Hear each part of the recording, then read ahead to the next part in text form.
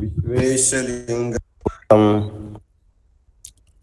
विश्वविद्या विबोधकं विश्ववन्द्यं सदा वन्दे विश्वाराध्यं जगद्गुरुं। काशी ज्ञान सिंहासन के सनातन गुरु परंपरा को अनंत प्रणिपात समर्पित करते हुए काशी हिंदू विश्वविद्यालय में धर्मागम विभाग, वैदिक विज्ञान केंद्र और कश्मीर शैव संस्थान, इनके तत्वावधान में कश्मीर शैव दर्शन शास्त्र पक्ष एवं लोक पक्ष के बारे में जो अंतर्राष्ट्रीय संगोष्ठी चल रही है, उसमें आज के संपूर्ण सत्र में उपस्थित प्रोफेसर हरेराम त्रिपाठी जी, ओम प्रकाश पांडे जी, हृदय रंजन शर्मा जी, अनूप कुमार नेमा जी, प्रोफेसर नरेंद्र नाथ पांडे जी, केशव प्रियदास स्वामी जी, अरुण कुमार सिंह जी, ब्रजभूषण ओझा जी और इसके सर्वे सर्वा कमलेश झा जी, उपस्थित समस्त विद्वद्गण, श्रोता और विद्यार्थीगण, आज परम हर्ष का विषय है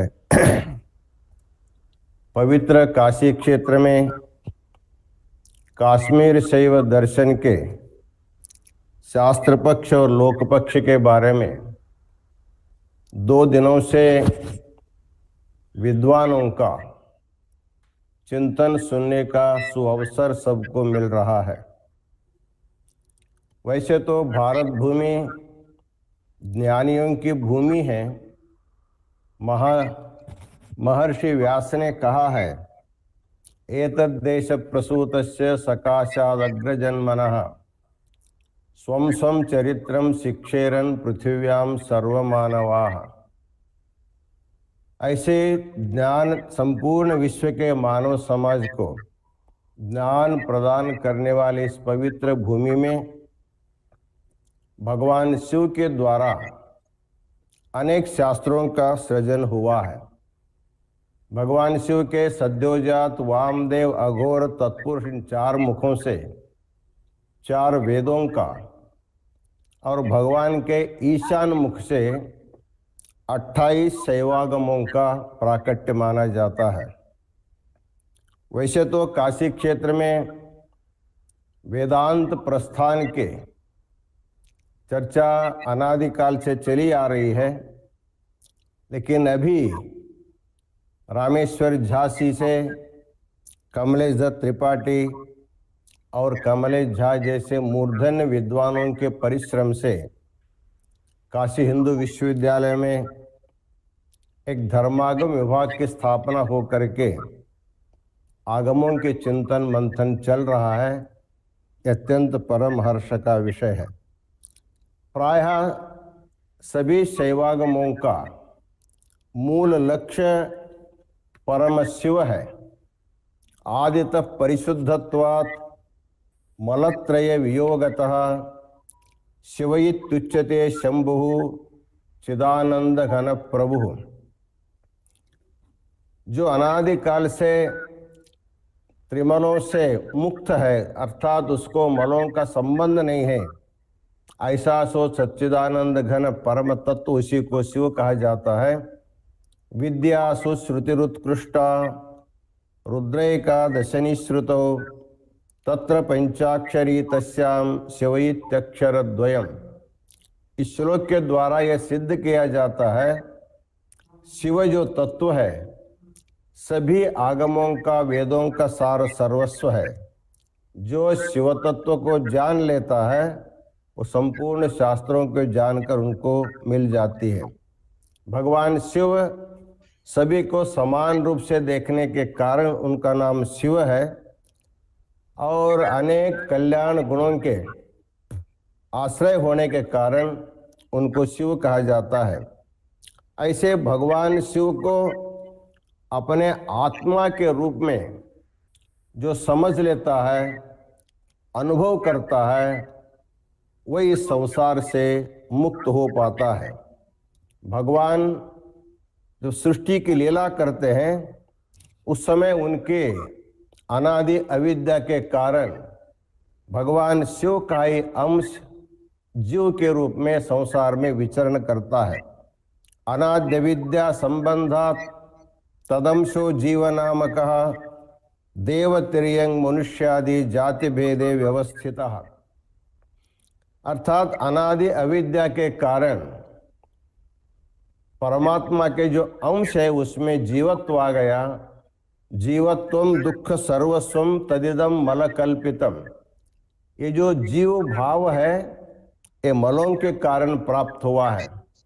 शास्त्रों में कहा गया है भगवान शिव की इच्छा शक्ति के संकोच से भिन्न वेद्य प्रथा रूप जो माईमल होता है उसका आवरण हो जाता है।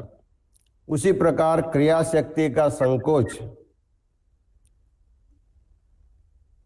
के कारण माईमल और क्रिया शक्ति के संकोच के कारण शुभाशुभ वासना रूपी कार्ममल। इस प्रकार इच्छा शक्ति का संकोच आणोमल, ज्ञान शक्ति का संकोच से मायामल और क्रिया शक्ति का संकोच से कार्मिक मल, इन तीन मलों से आवृत हो जाने के कारण शिव का अंश जीव के रूप में संचरण करता रहता है। जब इस गुरु के द्वारा जब दीक्षा दी जाती है, वेदा दीक्षा, मांत्री दीक्षा और क्रिया दीक्षा, इन तीन दीक्षाओं के द्वारा जीवात्मा का मलों की निवृत्ति हो जाती है।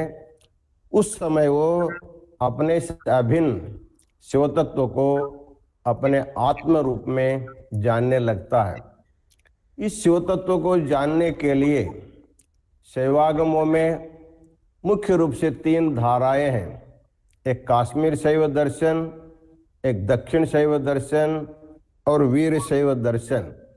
काश्मीर शैव दर्शन अद्वैतवादी है, दक्षिण शैव दर्शन द्वैतवादी है और वीर शैव दर्शन द्वैताद्वैतवादी है। अर्थात इस प्रकार उपासना पद्धति में वैसे तो काश्मीर शैव में और दक्षिण शैव में उपासना पद्धति भगवान को पाने के लिए जो पद्धति है उससे थोड़ा विलक्षण वीर शैव धर्म में माना जाता है। जिस भगवत तत्व को हम मंदिरों में रख करके पूजा करते हैं, उसी भगवत तत्व को इष्टलिंग के रूप में आराधना करने की परंपरा है। अर्थात भगवान को दूर से देखना नहीं, अपने नजदीक से देखना है, अपने शरीर पर देखना है। इसलिए शिवयोग के द्वारा शिवत्व की प्राप्ति हो जाती है। भगवान का स्थूल शरीर के द्वारा भगवान की अर्चना और वाणी के द्वारा महामंत्र का जप और भावना में शिवोहम भावना से उसका चिंतन करना, इस प्रकार शरीर, वाणी और मन, इन त्रिकरणों के साथ जब जीवात्मा भगवान शिव के साथ जुड़ जाता है, धीरे धीरे उनके संकुचित जो शक्तियां होती वो विकसित हो करके पुनः वह शिव स्वरूप को प्राप्त कर लेता है। इस प्रकार संसार में आने वाले सभी जीवों को शिवत्व प्राप्त करके मुक्ति प्रदान करना ही सभी शैवागमों का परम लक्ष्य है। उसी प्रकार काश्मीर शैव सिद्धांत का भी यही परम लक्ष्य रहा है। काश्मीर शैव सिद्धांत में भगवान शिव प्रपंच रूप भी रहता है और प्रपंचातीत स्वरूप में भी रहता है। इस प्रकार विश्वोत्तीर्ण और विश्व स्वरूप दोनों एक साथ रहने का सामर्थ्य वो लोग मानते हैं। इस प्रकार काश्मीर शैव या किसी शैव शाखा के द्वारा प्रत्येक जीवात्मा को अपने आत्मा को शिव स्वरूप मान करके सद्गति को पाना ही हमारा जीवन का परम लक्ष्य माना जाता है। आज 2 दिन के इस संगोष्ठी में विद्वान लोगों ने शास्त्रीय पक्ष भी रखा है और लोक पक्ष भी रखा है। लोक पक्ष में शिव की आराधना, पूजा, जप तप करना, यह लोक पक्ष है। इसी की उपासना के द्वारा हम परम तत्व प्राप्त कर सकते हैं। ऐसे परम विचारों के बारे में विद्वानों के द्वारा सुनने का अवकाश मिला। कमलेश झा जी के आग्रह के कारण हम भी इसमें जुड़ गए। अपना कुछ विचार विद्वानों के सामने रखने का अवसर प्राप्त हुआ।